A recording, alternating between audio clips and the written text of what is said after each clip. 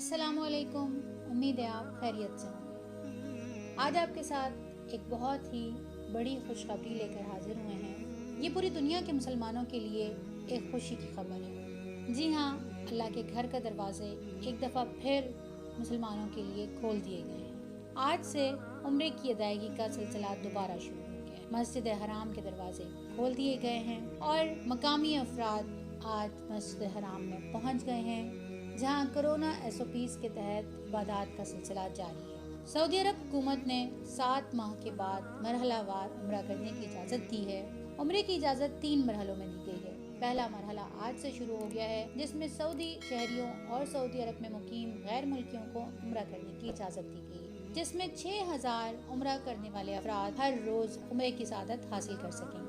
دوسرا مرحلہ 18 اکتوبر سے شروع ہوگا، جس میں سعودی شہریوں اور سعودی عرب میں مقیم غیر ملکیوں کو عمرہ، زیارات اور نماز ادا کرنے کی اجازت ہوگی۔ دوسرے مرحلے میں 15,000 معتمرین روزانہ عمرہ ادا کر سکیں گے اور 40,000 افراد مسجد الحرام میں نماز ادا کر سکیں گے۔ مسجد نبوی میں گنجائش کے مطابق 75% تک نمازیوں کو جانے کی اجازت ہوگی، جبکہ تیسرے مرحلے میں 1 نومبر سے سعودی عرب سے باہر رہنے والے مسلمانوں کو بھی عمرے کی اجازت ہوگی، جس میں 20,000 معتمرین یومیہ عمرے کی سعادت حاصل کر سکیں گے، جبکہ 60,000 لوگوں کو مسجد الحرام میں نماز ادا کرنے کی اجازت ہوگی۔ دنیا بھر سے روزانہ 20,000 افراد عمرے کی ادائیگی کے لیے حجاز مقدس جا سکیں گے اور عمرے کے دوران کورونا وائرس سے بچاؤ کے اقدامات پر سختی سے عمل کیا جائے گا۔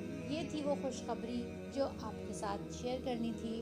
کورونا کی اس وبا نے جہاں پوری دنیا کے نظام کو درہم برہم کر کے رکھ دیا تھا، وہیں اللہ کے گھر کے دروازے بھی مسلمانوں پر بند ہو گئے تھے۔ یقیناً یہ پوری دنیا کے مسلمانوں کے لیے ایک تکلیف دہ وقت تھا، اور اس تکلیف کو پوری دنیا کے مسلمانوں نے محسوس کیا اور اللہ سے دعا کی اور گڑ گڑا کر اللہ سے معافی بھی طلب کی اور اللہ سے اس کے گھر کے دروازے پھر سے کھولنے کی دعائیں کی، استغفار کی، اور اللہ کا بہت احسان، بہت شکر کہ اس نے یہ دعائیں قبول کر لی اور اپنے گھر کے دروازے ہم پر ایک بار پھر کھول دیے۔ اللہ سے یہ دعا ہے کہ اللہ پوری دنیا کے مسلمانوں کو ضرور اپنے گھر آنے کی سعادت نصیب کرے اور ہمیں بھی ایک بار پھر عمرہ کرنے کی اور حج کرنے کی سعادت نصیب کرے۔ آپ سب اپنی دعاؤں میں ہمیں شامل رکھیے گا۔